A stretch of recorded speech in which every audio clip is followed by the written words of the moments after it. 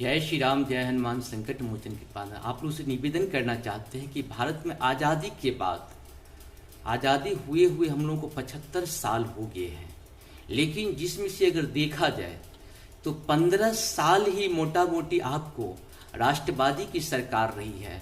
नहीं तो ज़्यादातर समय जो है 75 साल से 15 साल आप हटा दें तो 60 से 65 साल जो है जो अंतर्राष्ट्रीय लोगों का कहीं न कहीं शासन रहा है भारत पे, जो जैसे चाहते थे भारत को घुमा देते थे।